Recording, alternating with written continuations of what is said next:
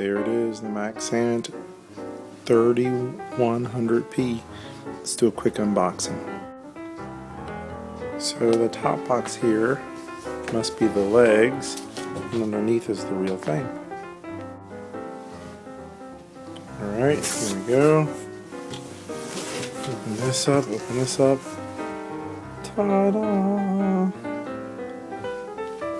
Maxant 3100P. There's the power unit. This is, I guess, covering the motor. And the doors here, the gates. Oh, this is so nice. I cannot wait. It must be locked in transmission because I can't freely spin that. But I'm sure I'll figure it out. Over and out. Alright, still playing with the Maxant. I tried to turn this manually, but there's so much torque in there, so I had to turn it on. Playing with it, gotta play with it, gotta play with it. So, there's a full button if I go this way. There's a manual button if I go that way. So, I'll go that way. And I slowly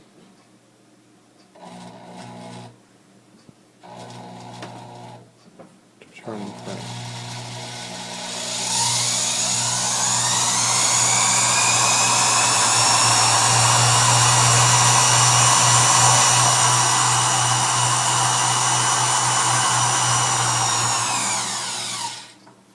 This thing really is a tank. Oh my gosh.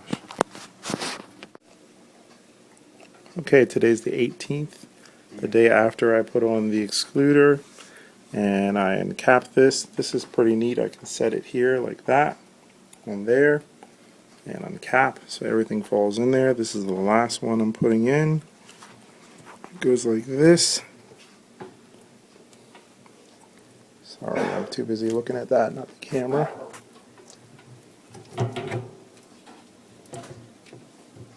By the way, I used a scraper, not a hot comb. I want to stay within the cold stuff. Alright, here we go. Slowly.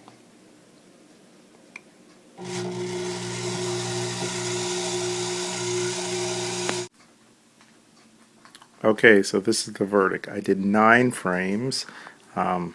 Just because I forgot I had some frames that were drawn naturally, and I didn't want to put it in. I didn't want a big mess to clean up. 9 frames got me half a gallon. I mean, 2.5 gallons. 2.5 gallons. Half of this 5-pound bucket, and that's what it looks like. I put my cappings in there. I'm gonna pull up the strainer later and fix it. Got the junior beekeeper now on my back, so. So that's it. Yeah, the Maxant is good. There's a lot of honey that did get in the corners down there. That's kind of hard to see. But once you tilt it, you get most of that out. And that was probably like a half a gallon worth of stuff in there. So anyway, the Maxant 3100P. Love it. Okay, today is May 19th, 2012, DP apiaries. Quick update, this is the day after I extracted. Hive 1 over here has brood, maybe honey and brood, Ross round, 80%, 90% honey there, and right above it is an empty frame, and then the one above that is the wet frame from yesterday. I just put it on there. The honey flow is crazy. The honey flow is so crazy, they do not care about this very wet comb that I did yesterday. There goes the uncapper, and as you can see, it has honey all over it. They do not care. They fly. This is their... Hi, horsey. Say hi to the horsey. Say hi to the horsey. Hi, horsey. They fly directly through this path and do not care. Do not care. The honey flow is super strong. I'm happy to report the hiving or the exchange from that nucleus box to there seemed to went okay. These girls are one of the first. These are from Dawn. This was a package from Dawn that I picked up from DC Honeybees. They seem to be one of the first ones flying in the morning. They really do. So that's good to know. These guys used to be the first ones. They're now like the second ones. It's close, almost a tie.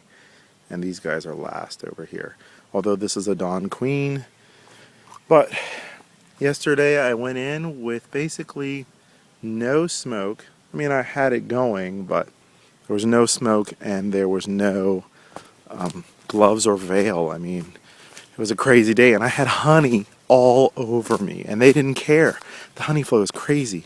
I'm walking through my second path to my parents over here, where I have the extractor sitting outside waiting to be looted by the bees, and nothing's going on.